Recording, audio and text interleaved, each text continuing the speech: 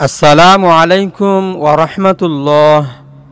প্রিয় দর্শক মণ্ডলী, নিশ্চয় আপনারা অবগত আছেন আজ এই ভিডিওতে মহামান্বিত একটি রাত তথা শবে কদর কোন রাতে হতে পারে এবং কিভাবে ও কত রাকাত নামাজ পড়তে হবে, নামাজের নিয়ত বাংলা উচ্চারণ সহ এবং কোন কোন সূরা পড়তে হবে, কোন দোয়া পড়া লাগবে, ধারাবাহিকভাবে উক্ত বিষয়গুলো কুরআন ও হাদিস থেকে প্রমাণসহ আপনাদেরকে বলে দিব, যাতে আপনারা বিভ্রান্ত না হয়ে শবে কদর রাতের আমলগুলা পূর্ণভাবে আদায় করতে পারেন।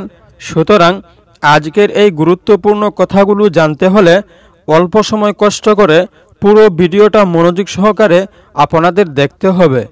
প্রিয় বন্ধুরা, শবে কদর এত মহামান্বিত ও বরকতময় একটি রাত। এই রাতের ব্যাপারে আল্লাহ সুবহানাহু ওয়া তাআলা পবিত্র কুরআনে বলেন, লাইলাতুল কদরি খায়রুম মিন আলফি শাহর, অর্থাৎ শবে কদর হলো এমন একটি রাত 1000 মাসের চাইতে এই রাতটি অধিক উত্তম। সুবহানাল্লাহ। একদিন নবীজি সাল্লাল্লাহু আলাইহি ওয়াসাল্লাম আল্লাহ রাব্বুল আলামিনকে বললেন, ওগো প্রভু, পূর্বে নবীগণের উম্মতদের হায়াত অনেক বেশি ছিল, তাই তারা বেশি বেশি নেক আমল করতে পেরেছে। সুতরাং আমার উম্মতের হায়াত তাদের তুলনায় অনেক কম।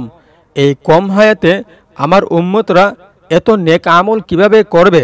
আল্লাহ রাব্বুল আলামিন বললেন, ওগো আমার হাবিব, আপনি টেনশন করবেন না। আপনার উম্মতের হায়াত যদিও কম, তবে এই কম হায়াতের মধ্যে আমি অনেক বরকত রেখেছি।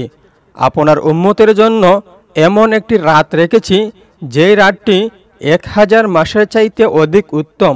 অতএব যদি আপনার উম্মতরা উক্ত রাত জেগে আমার ইবাদত করে কাটিয়ে দেয়, তাহলে আমি আল্লাহ তাদের এক রাতের ইবাদতের পরিবর্তে তাদের আমল নামায় 1000 রাতের সওয়াব দান করব। সুবহানাল্লাহ।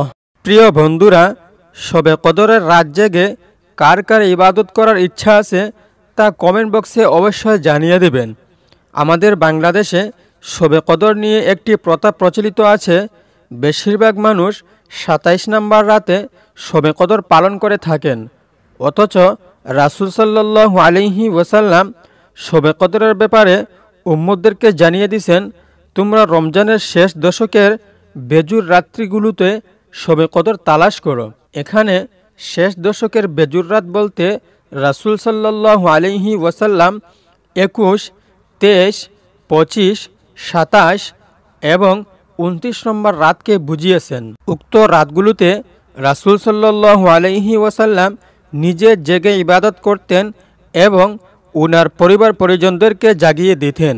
প্রিয় বন্ধুরা, শবে কদর রাতের ইবাদতগুলো হলো নফল ইবাদত। একটি কথা মনে রাখবেন, নফল ইবাদতের কোনো লিমিটেশন হয় না। আপনার যত রাকাত ইচ্ছা নফল সালাত আদায় করতে পারবেন। তবে কেউ যদি 2 রাকাত বা 4 রাকাত নফল সালাতে দীর্ঘমেয়াদী কেরাত পড়তে চান, কিন্তু আপনার যদি 2টি বা 3টি সূরা মুখস্থ থাকার কারণে দীর্ঘমেয়াদী কেরাত পড়তে পারছেন না, তাহলে আপনারা একই রাকাতে সূরা ফাতিহা পড়ার পরে একই সূরা একাধিকবার পড়তে পারবেন, কোনো সমস্যা নেই। আর শবে কদর রাতে নফল সালাত আদায়ের জন্য নির্ধারিত কোনো সূরা নেই, নির্ধারিত কোনো রাকাত নেই।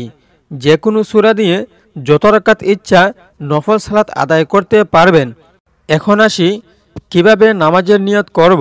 প্রিয় বন্ধুরা, আপনারা শবে কদরের নফল সালাত নিয়ে বিভ্রান্ত হবেন না, বরং অন্যান্য দিন যেভাবে নিয়ত করে 2 রাকাত বা 4 রাকাত নফল সালাত আদায় করেন, ঠিক তেমনিভাবে শবে কদর রাতে নফল সালাত আদায় করবেন। এখন হলো শবে কদর তথা লাইলাতুল কদরে কোন দোয়া পড়তে হয়। কোনো একদিন হযরত আয়েশা সিদ্দিকা রাদিয়াল্লাহু তাআলা আনহা রাসূল সাল্লাল্লাহু আলাইহি ওয়াসাল্লামকে জিজ্ঞেস করেছিলেন, ওগো নবীজি, আমি যদি কোনো দিন লাইলাতুল কদর পেয়ে যাই তাহলে কি বলবো? উত্তরে রাসূল সাল্লাল্লাহু আলাইহি ওয়াসাল্লাম বলেছিলেন, তুমি যদি কোনো দিন লাইলাতুল কদর পেয়ে যাও তাহলে বলবে, আল্লাহুম্মা ইন্নাকা আফুউন তুহিব্বুল আফওয়া ফাফু আন্নি। তার অর্থ, হে আল্লাহ, নিশ্চয় তুমি ক্ষমাশীল, ক্ষমা করতে তুমি পছন্দ করো, অতএব আমাকে ক্ষমা করে দাও। তো বন্ধুরা, আজকের মতো এই পর্যন্ত।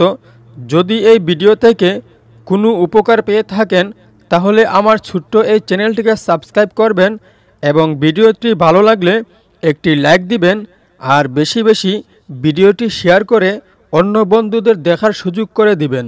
ভালো থাকুন সবসময়। ধন্যবাদ সবাইকে।